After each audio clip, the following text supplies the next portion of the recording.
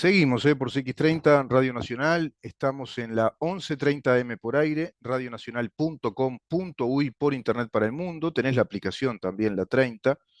Estamos en Facebook, en donde estamos. Es el mismo nombre, el dominio de nuestro programa en esta red, en esta plataforma, es el mismo, en donde estamos. Por X, ahora ex Twitter, arroba en donde estamos. Por Instagram, en donde estamos, Uru. Nuestro canal YouTube, Mira en dónde estamos. Este canal te permite ver cada uno de nuestros programas por separado, cada una de las columnas que vamos desarrollando con nuestros columnistas precisamente, panelistas, participantes de nuestro programa, colaboradores, eh, eximios colaboradores, prestigiosísimos colaboradores que van llenando de importantes contenidos a este programa, de trascendentes contenidos. Mañana y pasado tenemos dos programas muy intensos, con un montón de participantes, de columnistas de nuestro programa, que nos permiten precisamente ese variopinto de contenidos, pero con un hilo conductor, que es analizar la vida política de nuestro país, la vida política del mundo, nuestro país en el contexto mundial, la vida institucional, el desarrollo de la estructura y funcionamiento de nuestras instituciones en el marco jurídico de un Estado de Derecho, que ha sido gravemente violentado, severamente lesionado, nuestra república, cómo está, en dónde estamos como república, en dónde estamos como modelo económico. Uruguay tiene un modelo económico de desarrollo. Uruguay todavía no despegó en la concepción desde su sistema político hacia un modelo de desarrollo que realmente diga que Uruguay es un país de los llamados emergentes, que va emergiendo desde su situación de pobreza hacia un modelo de desarrollo. Bueno, parece que no, parece que falta bastante, pero hay indicios, hay aspectos que indican que Uruguay perfectamente podría ser un país en vías de desarrollo desde un modelo venturoso que en este caso esta ley da indicios, da síntomas de lo importante que es entender la economía de mercado, las leyes de la economía de mercado, sus variables, sus constantes o sus factores, los componentes del mercado, las variables del mercado, la oferta y la demanda, las elasticidades e inelasticidades de la oferta y la demanda, la función que cumple todo el sector financiero respecto a la formación de capital, el capital inicial para un emprendimiento, la innovación convertida en una realidad productiva. Todo eso te está hablando de fuentes de trabajo, te está hablando de capitales invertidos, de infraestructura, de empresas que pueden desarrollar una productividad importante para el mercado interno, pero pueden desarrollar una actividad importante de productividad de un producto que sea un valor agregado en sus características o por sus características, por sus necesidades y dentro del ámbito de los productos necesarios de primer consumo, de consumo necesario, tenga un valor agregado, lo mismo que servicios, y que pueda eso exportarse. Y esa exportación de ese producto originado en Uruguay o patentado en Uruguay va a generar más actividad exportadora, más entrada de divisas. Imagínate una escalada de producciones de 2, 3 o 4 productos que adquieran importancia en mercados regionales e incluso más, ya en mercados continentales o directamente internacionales, como lo han hecho otros países. Pero puede hacerlo Uruguay con este sistema de relaciones laborales, con los consejos de salarios, con presupuestos ya muy grandes para políticas improductivas, inútiles, como las políticas de género que provienen de una ideología que contradice todo esto. ¿Puede Uruguay con un sistema de seguridad social que siga apostando al mantenimiento de un mamotreto burocrático como el BPS y con una idea ya anacrónica de una, digamos, solidaridad intergeneracional que no responde a los verdaderos parámetros económicos en cuanto al esfuerzo de cada uno de nosotros en la productividad de bienes y servicios invirtiendo nuestro tiempo, nuestro espacio, nuestra vida durante tantos años para recibir desde un reparto, desde una distribución que es una ingeniería financiera que hace el Estado desde lo que era antiguamente un monopolio distributivo, ahora queda en un sistema mixto. El sistema mixto va demostrando que el aspecto venturoso, ampliamente venturoso, ventajoso, es el sistema del ahorro y la capitalización, no precisamente el otro. Pero se tiene que ir financiando en un proceso transicional para aquellos que ya están agarrados con pasividades del viejo sistema del reparto, puedan seguir cobrando sus jubilaciones y que el BPS esté financiado para dar las prestaciones jubilatorias. De ahí que se pueda quizá entender que hay un sistema hoy mixto que se va profundizando, que amplía, digamos, la cuantía de las inversiones. Y a este sistema actual, que va a incrementar notoriamente el monto de capital colectivo, la cuantía del capital colectivo para invertir, y eso va a generar o va a redundar en beneficio de cada uno de los ahorristas para sus propios patrimonios personales. Por lo tanto, acá hay una doble, digamos, consecuencia positiva que es la capitalización de cada uno de nosotros y a su vez la capitalización social en el Uruguay convertida o traducida en empresas, en emprendimientos empresariales, en cualesquiera de los ámbitos empresariales. Incluso la inversión en el extranjero hacia fondos de inversión, integrando fondos de inversión también para rentabilizar. Se está arriba del 6 y pico por ciento de rentabilidad, además con un esquema de interés compuesto. El interés compuesto es altamente beneficioso respecto al interés fijo o el interés simple. El plazo fijo con interés simple te da beneficios, pero imagínate inclusive poner tu dinero en un sistema de plazo fijo con interés compuesto, que es una producción progresiva económicamente, y se te multiplica muchísimo más tu dinero, se multiplica como conejos. Bueno, el artículo clave de este sistema previsional es el artículo octavo, que plantea el derecho de opción y situaciones especiales.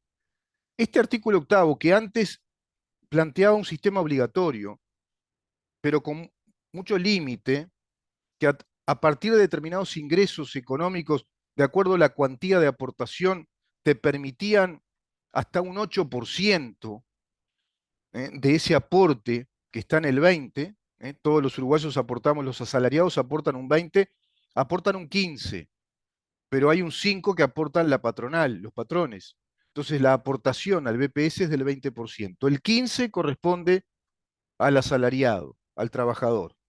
En los que están en calidad de asalariados, los que perciben un sueldo, un salario mensual, en la actividad privada o en la actividad pública, aportan el 15% al régimen de BPS y el 5% restante corresponde al aporte patronal. En el régimen anterior había un mínimo de esa aportación que era un 8% para el ahorro y la capitalización. Y fíjate que desde ese mínimo, porque se daba que el 5 podía aportarse al ahorro y la capitalización, el aporte patronal, y tan solo un 5% desde los que ganaban ya arriba de 62.000 pesos por mes, que permitía una aportación de acuerdo a ese 15%, de ese 15%, un 5 podían aportar también al ahorro en el sistema de las AFAPs. Por lo tanto, de ese 20, un 10% era de aporte para las AFAPs en el régimen anterior, y eso permitió la suma impresionante de una capitalización social de 22.000 millones de dólares. Esos 22.000 millones de dólares, en las 2/3 obedecen a la productividad, a la rentabilidad de ese dinero invertido. Y una tercera parte es la base de ahorro de los uruguayos desde el régimen anterior que acotaba mucho la cuantía a ahorrar. ¿Se dan cuenta?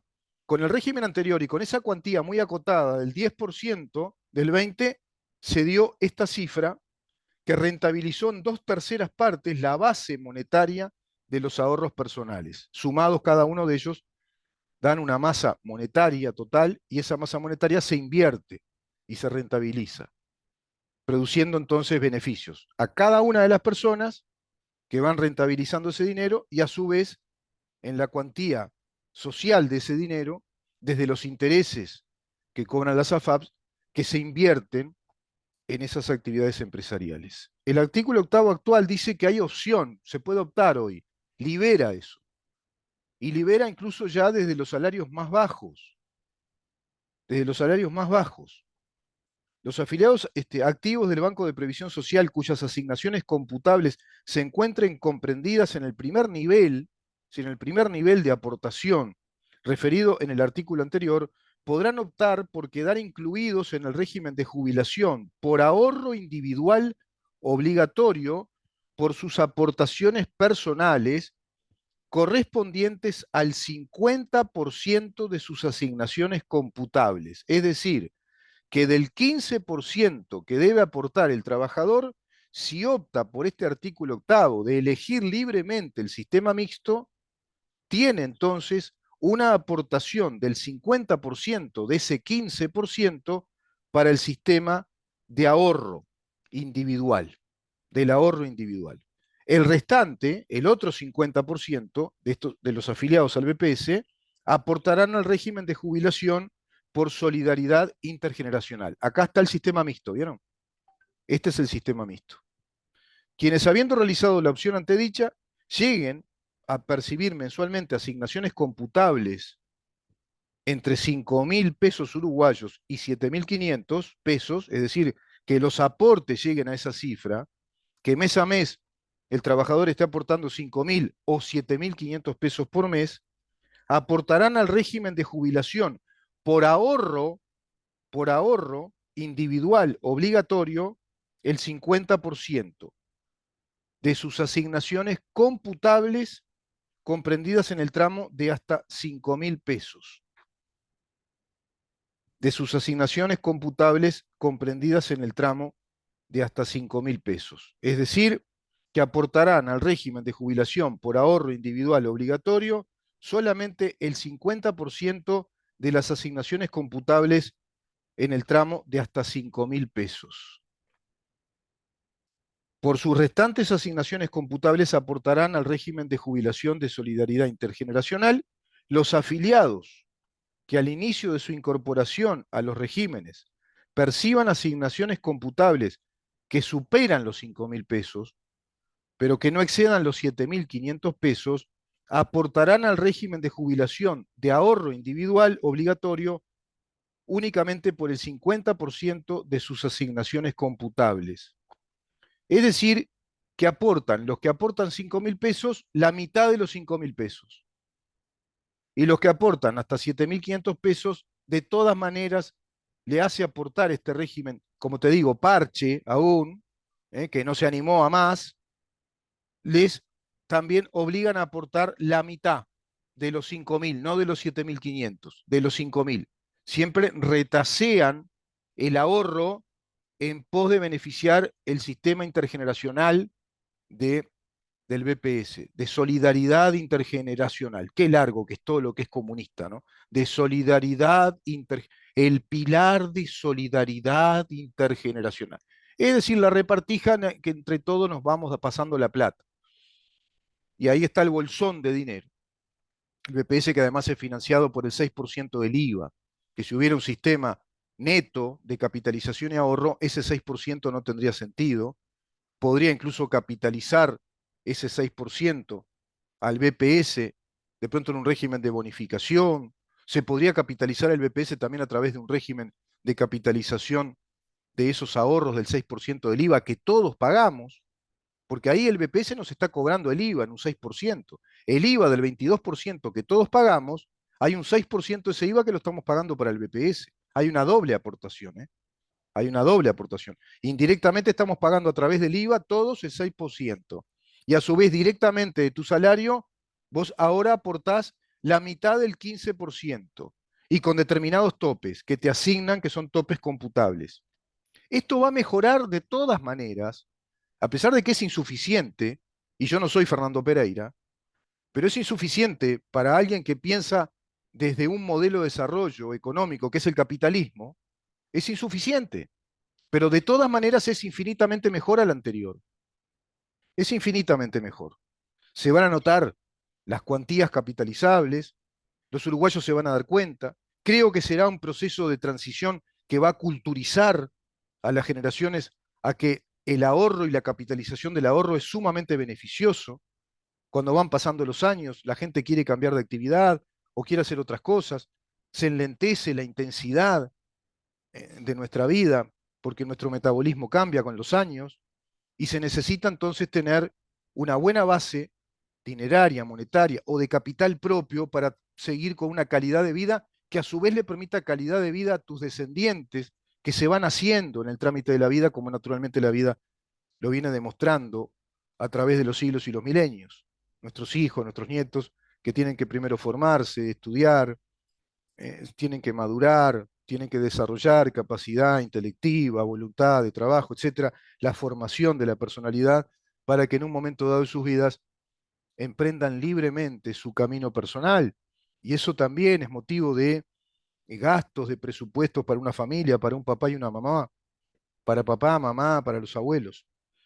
Bueno, este sistema, que es totalmente lícito, legítimo, incluso más venturoso que el anterior, desde esta ley 16.713, el sistema de seguridad social ya vigente, que te agrega el beneficio del trabajo postjubilatorio legal con aportes, seguís aportando después de los 60 años o después de los 65, como es ahora, seguís aportando.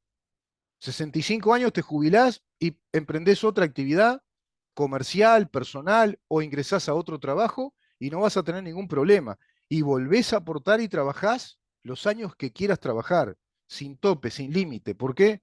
Porque somos libres, porque cada quien sabe lo que quiere hacer de su vida, cuánto tiempo quiere trabajar, cuánto tiempo quiere estar activo, emprender, y sabe en qué condiciones físicas y psíquicas se va encontrando. Cada uno de nosotros somos libres de optar, de elegir por nuestro régimen de vida. No tiene el Estado que imponerte un tope, un límite. Bueno, todo eso quieren los comunistas. Y este plebiscito aberrante que están llevando adelante con una recolección de firmas que habilite a esta propuesta, que cuál es la misma. Esta propuesta lo que nos dice es el disparate y la aberración más grande, pero es el terrorismo más peligroso. Es introducir en la Constitución de la República una norma constitucional que prohíba esta actividad absolutamente legítima y venturosa del sistema del ahorro y la capitalización del ahorro que por el cual optan los uruguayos, que pueden optar, son libres de optar, y que llevan adelante empresas profesionales, a su vez fiscalizadas y autorizadas por el Banco Central del Uruguay. Están todas las garantías. Y de acuerdo al régimen de la ley vigente, las empresas que están autorizadas por la ley y por el Banco Central para que operen profesionalmente desde un régimen de renta vitalicia. Bueno, eso lo quieren prohibir por constitución, pero no se agota ahí la cosa. No es una prohibición es nunc, de ahora para adelante. No, con efecto retroactivo. Y esa es la jugada que hacen. Esa es la tremenda jugada terrorista, con efecto retroactivo además. ¿Qué quiere decir esto? Que plantean que por norma constitucional o luego por una ley interpretativa de la normativa constitucional que nos quieren imponer, se desarrolla un régimen de liquidación de empresas, es decir, un régimen de un proceso comercial de liquidación para empresas que dan quiebra. Cuando se declara la quiebra, se pone un síndico, un interventor, como pasó con Casa de Galicia, y ese dinero se liquida. El dinero que queda, que no es un dinero de empresa fundida, ¿se dan cuenta el mamarracho, la contradicción? No pueden hacer una liquidación de empresas que no se fundieron, pero es para robar ese dinero, para confiscarlo, porque pretenden hacer un traslado de esos 22.000 millones de dólares, es decir, toda la masa patrimonial, toda esa riqueza, la de los ahorros individuales, la de los capitales ya invertidos y desarrollados socialmente en Uruguay, que están en manos de privados, legítimamente en manos de privados, tanto de ahorristas como de empresas, van a ser confiscados, robados por constitución para dárselos al BPS. Es decir, para la muchachada compañera que está siendo presupuestada con altísimos presupuestos de parte de todos nosotros, esos casi 5.000 empleados del BPS, para seguir con este sistema de reparto absolutamente socialista y que el Estado te diga además que podés trabajar hasta los 60 años. Todo es hacia atrás, ¿no? Es destrozar un modelo de desarrollo, pero fundamentalmente es destrozar nuestra constitución, es convertir a nuestra constitución en un instrumento jurídico constitucional esquizofrénico, esquizofrénico. Te dice una cosa y después te dice la otra. Como te digo una cosa, te digo la otra. Es convertir la constitución en eso. La constitución te dice que la propiedad privada es un bien inviolable.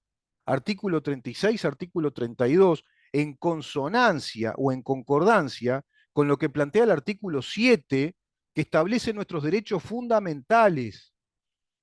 Esos artículos están en los primeros capítulos y libros que son los capítulos de principio constitucional. Son los principios que fundamentan y constituyen nuestro Estado de Derecho.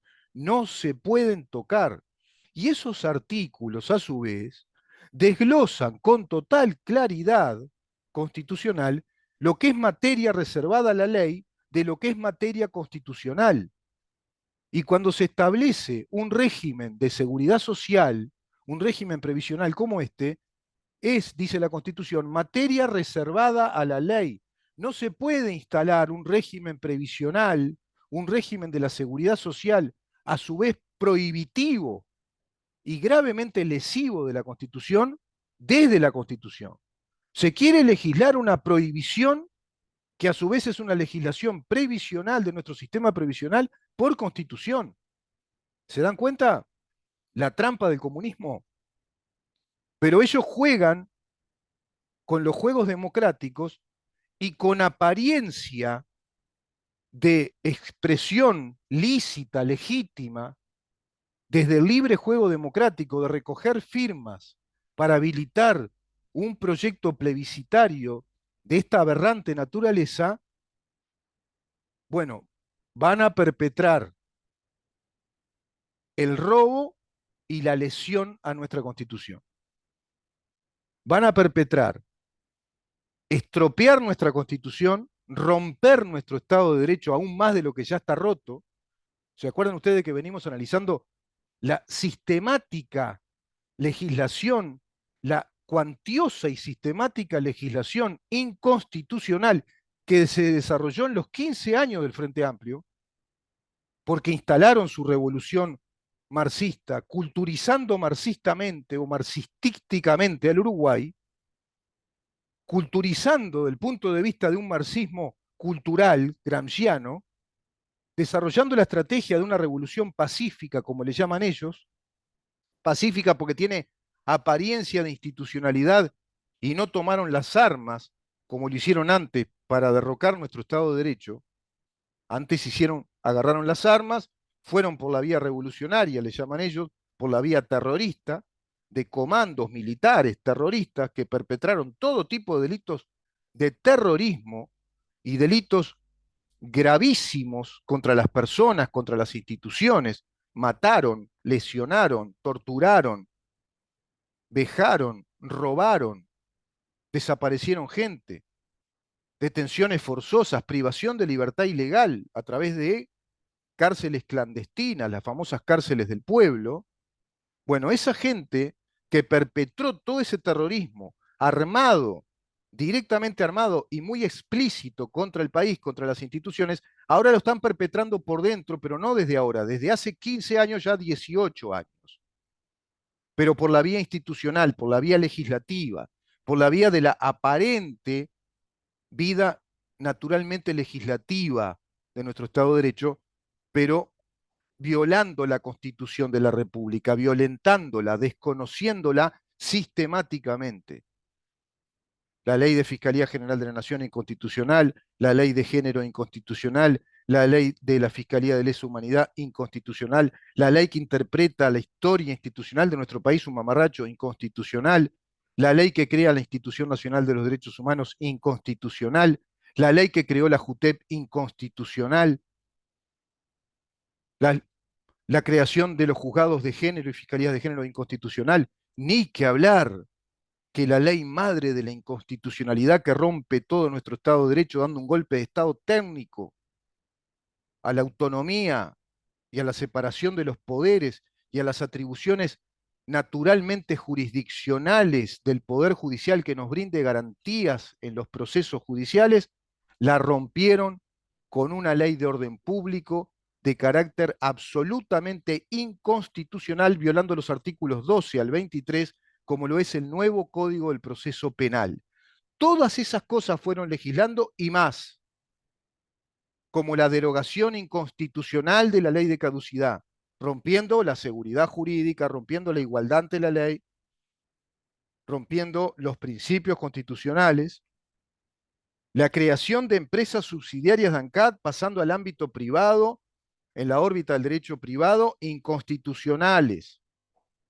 Por todos lados hay inconstitucionalidades sistemáticas en los 15 años de gobierno de Frente Amplio y perpetrando también este recurso o del referéndum o del plebiscito, como fue el recurso del referéndum contra los 135 artículos de la LUC, que fue inconstitucional.